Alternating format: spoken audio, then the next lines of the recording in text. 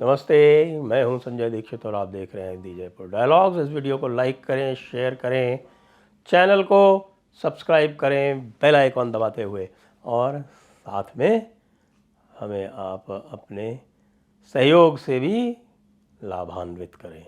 वो पन्नू, ओए ओए पन्नू, ये इस समय चल रहा है।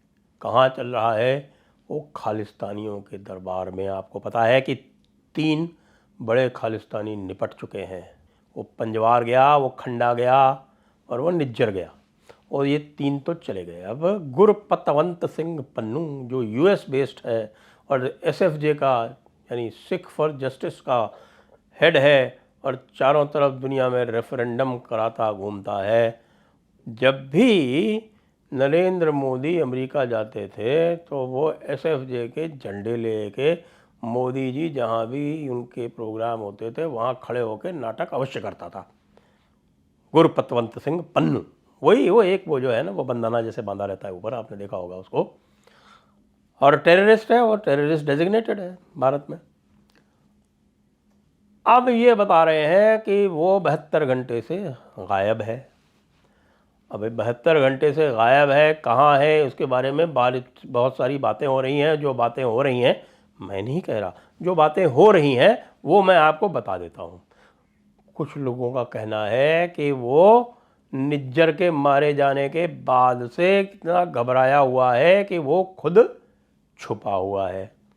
अब ये दूसरी बात, एक बात है, ये पहली बात, वो खुद छुपा हुआ है। क्यों छुपा हुआ है?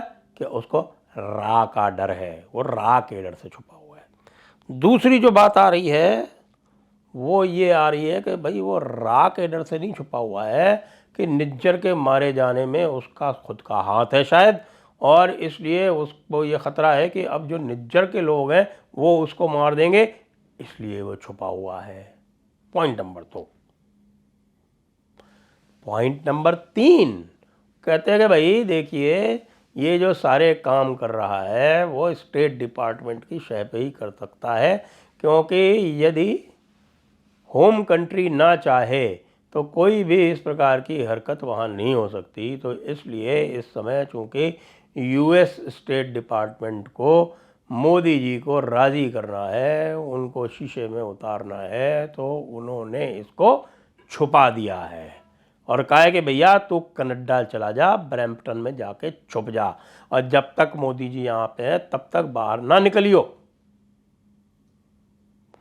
अब आप मुझे बताएं कि इसमें जो है वो सबसे मजबूत तथ्य आपको कौन सा लगता है?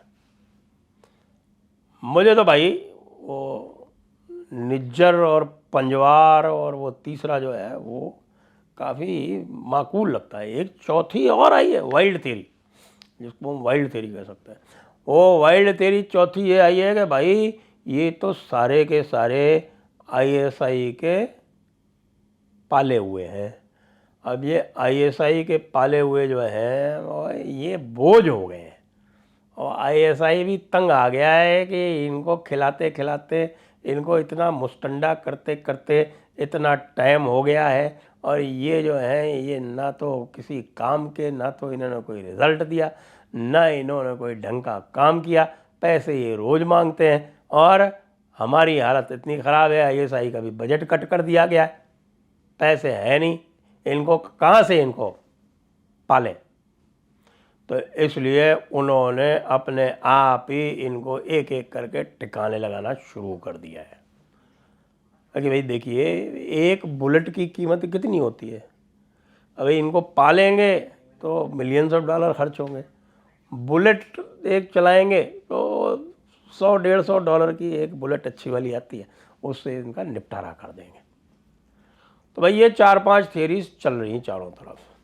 अब ये आप बताओ कि इस 4-5 थियरी में से इस गुरपतवंत सिंह पन्नू के ऊपर कौन सी थियरी फिट होती है? इसने बदमाशी करने में कोई कसर रखी नहीं। अब आपको भी पता है कि जो बदमाशियाँ इसने करवाई, वैसे तो यूके वाले जो हैं वो अपने खुद के खलीफा अलग हैं। वो ये खांडा जो था, जो मारा गया अभी, जिस कहते हैं कि साहब पॉइजनिंग से मारा गया, वो एक अलग किस्म का अपना अलग जंतु था।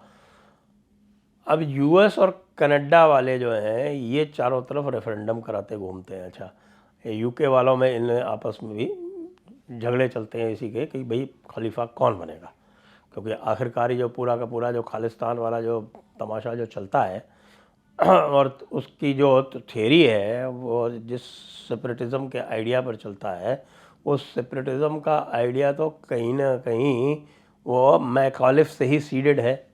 वो जो मैकॉलिफ का पंथ है जिसको आजकल एसजीपीसी चलाती है, उस मैकॉलिफ के पंथ में ही वहीं कहीं उसके सीड जो है वो विद्यमान है। और उस मैकॉलिफ वाले सीड को और उस मैकॉलिफ वाले जड़ को जब तक आप जड़ से उखाड़ेंगे नहीं तब तक वो चलती रहेगी। इसलिए भारतीय सरकार को उसके ऊपर भी कुछ करना चाहिए, क्योंकि जो सामान्य सिख है वो भारत के प्रति अत्यंत प्रेम रखता है, और ये जो आपके कनाडा वाले खालिस्तानी सिख हैं जो यूके में भी पाए जाते हैं और जो आपके यूएस में भी पाए जाते हैं, इनका सपोर्ट बेस का हाल ये है कि अभी अभी आप देखे होंगे कि कुछ फ़ोटो वायरल हुए थे। उस फ़ोटो में ये दिखाया गया था कि भाई एक कोई इन्होंने एसएफजे वालों ने एक मीट की और हॉल हायर किया जिसमें करीब 100-150 की कैपेसिटी थी, तो उसमें कोई 7-8 लोग बैठे हुए दिख रहे हैं। और ये निज्जर जो हैं हमारे हरदीप सिंह निज्जर जब मारे गए तो वो गुरुद्वारे के बाहर मारे गए। सरे का गुरुद्वारा जो है वो सबसे बड़ा माना जाता है, वहाँ सरे है वैंकूवर में। तो फिर उसके लिए कोई एक प्रोटेस्ट सिट इन इत्यादि किया गया तो उसमें पता चला 10 लोग भी नहीं आए। तो ये इनका सपोर्ट बेस इतना ही है। जो सिख कम्युनिटी विशेषकर भारत की सिख कम्युनिटी है वो पूरी तरह से भारत के प्रति निष्ठावान है, उसमें कहीं कोई किसी प्रकार का संदेह नहीं है। लेकिन ये जो मैकॉलिफ के जो बंदे हैं ना, ये अंग्रेज़ी सिख, इनका कब्ज़ा है कई स्थानों पर पंथ पर। तो ये जो है ये सारा भ्रम ये लोग उत्पन्न करते हैं। भारतीयों को विशेषकर से सिखों को ये समझना तो पड़ेगा ही। खैर, बात यहाँ की नहीं हो रही, बात हो रही है गुरपतवंत सिंह पन्नू की। क्या क्या बदमाशियाँ इसने की, इसने ऑस्ट्रेलिया में बहुत उत्पात मचाया। अब एनआईए ने जो इन्होंने काम किया था वो क्रिमिनल काम जो किया था कि भारतीय हाई कमीशन का झंडा उतार लिया था इसने, खांडा ने जो मारा गया, तो उस खांडा का तो काम तमाम हुआ। लेकिन उस क्रिमिनल एक्ट में जितने भी लोग थे, आपको पता है, हम आपको बता भी चुके हैं कई बार कि एनआईए ने उसका फुटेज 2 घंटे का जारी कर दिया। जो उसमें थे वो सारे के सारे उसमें आइडेंटिफाई कर दिए। अब एनआईए ने यूएस का भी ये काम आरंभ करने का सोचा है। वैसे तो यूएस में चूँकि यूएस सरकार ने स्वयं ने इसके ऊपर एक्शन ले लिया था, इसलिए वहाँ अधिक कुछ नहीं हो रहा। लेकिन नंबर कनाडा का भी आएगा और बहुत उत्पात किया गया था 29 जनवरी को मेलबर्न में, और उसके बाद फिर ब्रिस्बेन में भी किया गया था। लेकिन वहाँ भी चूँकि सरकार कोऑपरेट कर रही है तो वहाँ भी एनआईए ने अभी तक कुछ करने का इरादा नहीं किया है।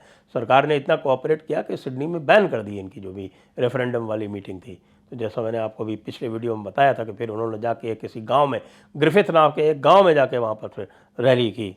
अब यार तुम गाँव में करोगे तो उससे क्या होने वाला है?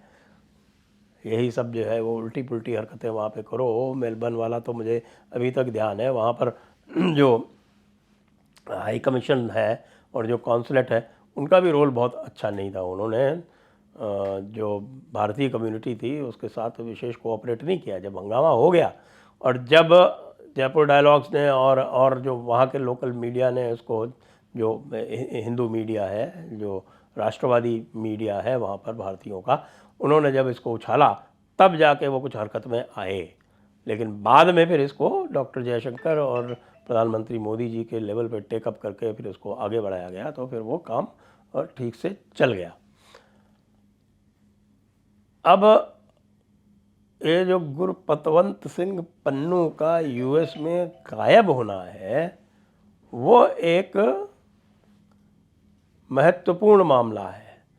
महत्वपूर्ण मामला इसलिए है कि यदि चारों में से एक भी थ्योरी सही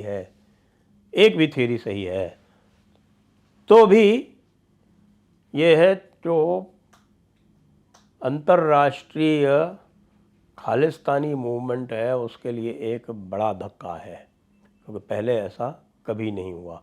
यदि हम ये भी मान लें कि यूएस गवर्नमेंट ने ही उसको छिपने के लिए भेज दिया है ब्रैम्पटन में, तो भी ये एक बड़ी बात है, क्योंकि यूएस गवर्नमेंट इन मामलों में बिल्कुल जिसको बोलते हैं ना इन द फेस चलती है।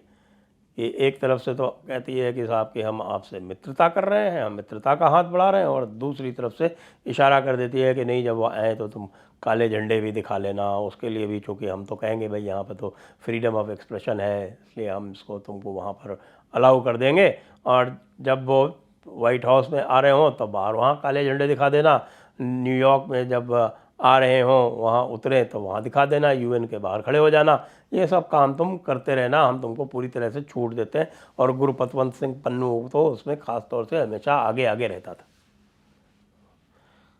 तो अब वो गायब है। अब देखिए क्या पता चलता है, कब पता चलता है। जब भी पता चलेगा तो आपको भी चलेगा, हमें भी चलेगा, और जब पता चलेगा तो हम गुरु पतवंत सिंह पन्नू से पूछेंगे भी, कोई पन्नू, ओए पन्नू, अरे कितने छुप गया था पन्नू भाई, सामने तो आकर इतना कायर क्यों है कि भाग जाता है। वैसे तो ये सारे के सारे कायर हैं, ये अपने झुंड में ही हंगामा कर सकते हैं, बाकी इनमें किसी को कोई दम नहीं है। आपको पता है ना, इनका जो गुरु जिसको लेके चारों तरफ घूमते हैं, भिंडरा वाले, उसकी क्या हालत थी।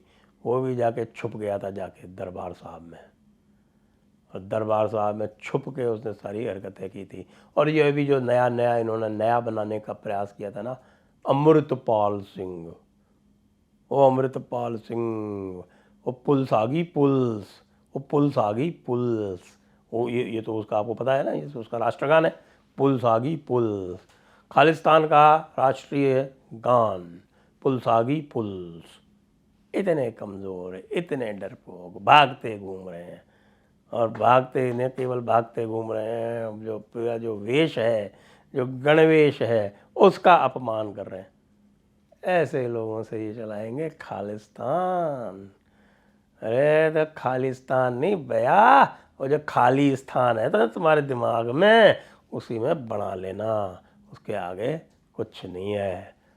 बस भारत माता की जय ही होनी है, जय जयकार ही होनी है। जय हिंद, वंदे मातरम।